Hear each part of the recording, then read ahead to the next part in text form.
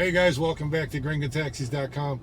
I just been thinking about this for the last couple days and talking to a couple of my recent passengers, recent clients, you know, and I want to talk about people who rent or want to rent cars and drive over here. You know, I'm pretty adamant, pretty staunch supporter of saying, you know, it's really a bad idea. And I know some of you are thinking to yourselves, what's he talking about? I can do this, man. I know how to drive. Yeah, you're absolutely right. You do. You know how to drive. But I will say this: if you're from a small town, you know, in the middle of Idaho or Ohio or something along those lines, even a small town, you know, Florida, whatever it is, yeah, your skill levels for driving in this traffic in Lima are under par. Doesn't mean that you don't know how to drive. It's just under par for what you're heading into. And what do I mean by that? Over here in Peru, in all of Peru, we have what's generally known here as agreed upon chaos, right?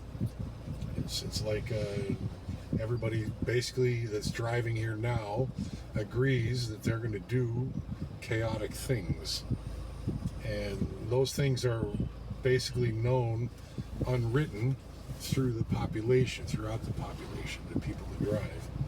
And you're coming into that not knowing what the controlled, or the agreed upon, rather, chaos is. You don't know what that is. So you're not prepared in that sense, right? Yes, you know how to steer the car. Yes, you know how to slow it down, speed it up, turn, signals, stop, brake, all that stuff. That's not what I'm talking about. That is absolutely not what I'm talking about. I'm talking about when you see a stop sign, do you know when to stop? Even though you see a stop sign here in Peru, people don't stop it. Here's an example of a situation which you might run into with this traffic circle. This one is making us stop, right? She was letting us go through, but anyway, she's making us stop, and there's no excuse for that. Like right now, you know, they should be going before we even get here. So now she's got to stop for no reason, and there we go, finally. But anyway, you see what I'm saying? There's confusion right there, even in my own words, right? Even in what I'm saying to you is confusion. And I recognize that. I'm recognizing that was confusing to you. So the point is that as confusing as it is for me, with 20 plus years of driving professionally and 9 years of driving in Lima, as confusing as it was for me, knowing the kinds of things that go on here, how do you think you're going to fare when you get here? And you're driving out of the airport. You literally make the right-hand turn out of the parking lot. You've got your car. You're on your way. And the very first traffic light you run into, the light is red, but everybody's running the light, and you don't understand it. What are you going to do? When everybody is running, everybody, not just one car, not 3 cars, not 5 cars, the entire lane of traffic is running the red light, and you're suddenly thinking to yourself, I'm renting this car. I don't want to do something that's wrong and get ticketed. I don't want to get hit. I don't want to hit somebody. And your anxiety level starts to go up, and then you do what everybody else does, right? And you do it, but it's caused so much anxiety and stress already in your life doing that, right? Because you know you're not supposed to go through a red light. You know that. What happens when you run into a stop sign and the word stop is written on the ground, pare, which is stop, it's written on the ground, and nobody stops? But you know you're supposed to stop. What do you do? How do you handle that when the police officer is driving in the wrong lanes coming at you like that right there? How do you handle that?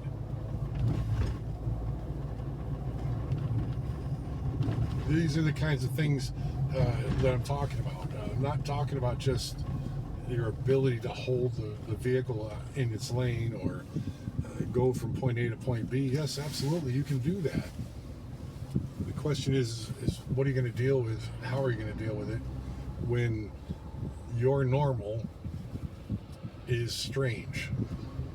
When your normal doesn't fit with what everybody else is doing here when they're driving. How do you intend to handle that? And you'll start doing things that the Peruvians do, right? That makes sense. In Rome, do as the Romans do. In Peru, do as the Peruvians do. Kind of makes sense until it doesn't. When you do something crazy, because you see them doing something crazy all day long, and you end up in an accident because it's not something that's so crazy a Peruvian would do it, right? So now you've got the next level of, okay, well, I'm doing whatever they do, and then find out that you went further than they would have gone.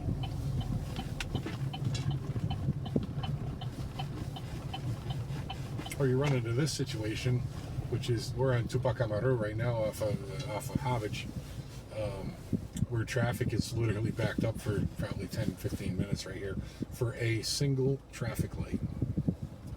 A single traffic light. 10 or 15 minutes they're going to sit in it. And now you've got to not only worry about your vehicle not hitting somebody, but you also have to worry about somebody coming up and trying to smash your windows in the car and steal your items, right? So I'm doing this voluntarily. I know that the possibility is that somebody's going to come up and try to smash a window and try to steal my cell phone from the dash. I know that, but I'm willing to take that risk. Are you willing to take that risk? So you're driving the car and you need the map to see where you're going, and then somebody smashes your window and steals your cell phone. What are you going to do then? Right? What are you going to do? How are you going to find your way around? Your phone was just stolen. You don't have a map all of a sudden. So these are the kinds of things that I'm talking about when you're not prepared for it. It's not that you can't drive. Of course you can drive. It's that you're not prepared for what's reality of being in Lima or even in Peru. Complete chaos. The drunk driving is a big deal. You check out our blog post on it, on drinking and driving in Peru. It's a really big deal over here. They made it against the law, obviously, as most, if not all, countries are. And you can get like 8 years in jail if you get caught drinking and driving. So I believe it's 8 years.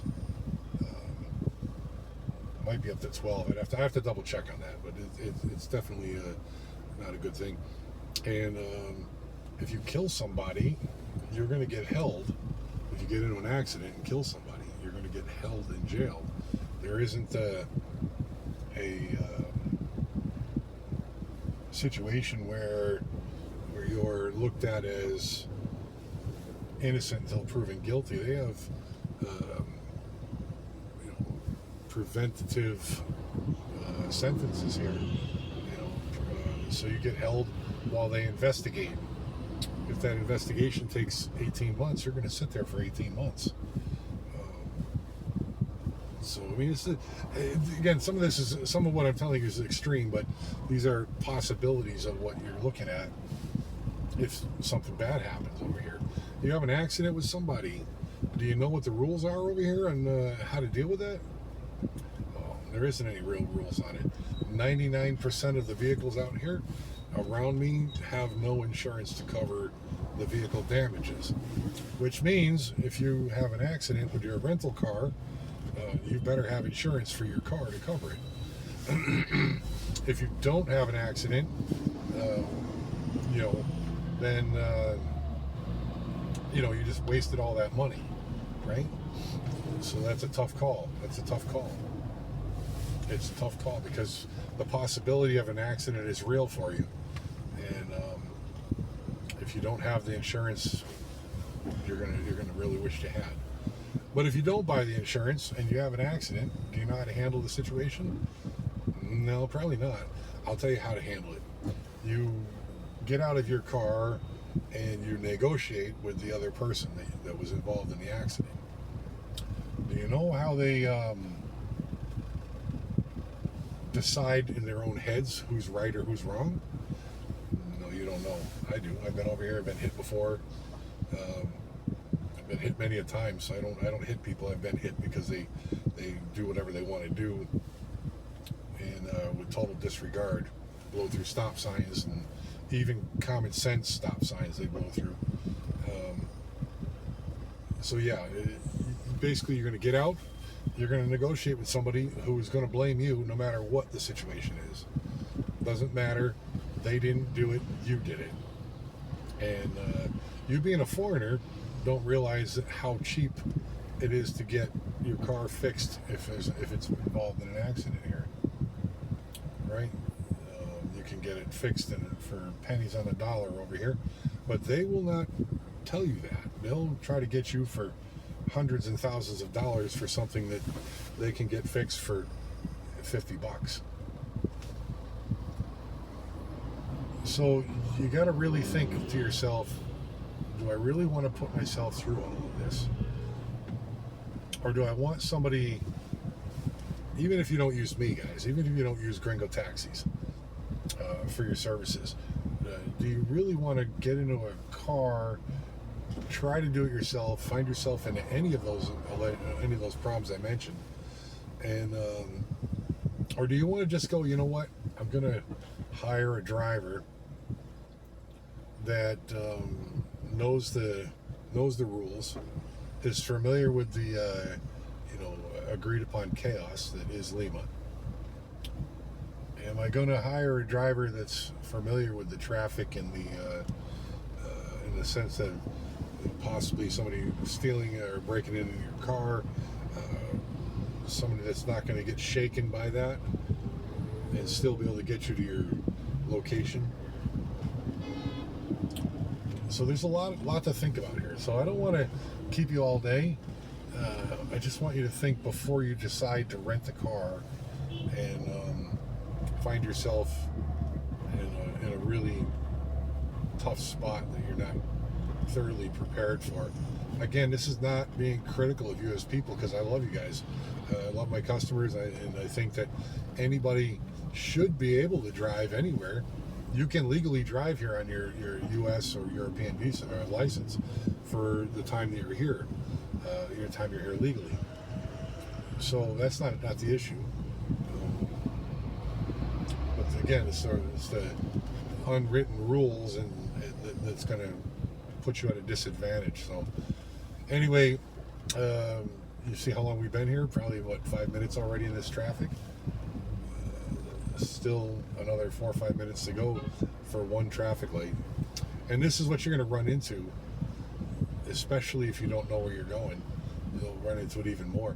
I know where I'm going, but this is the only route from where I was to go to my house that's made any sense, even though it is a little bit more traffic.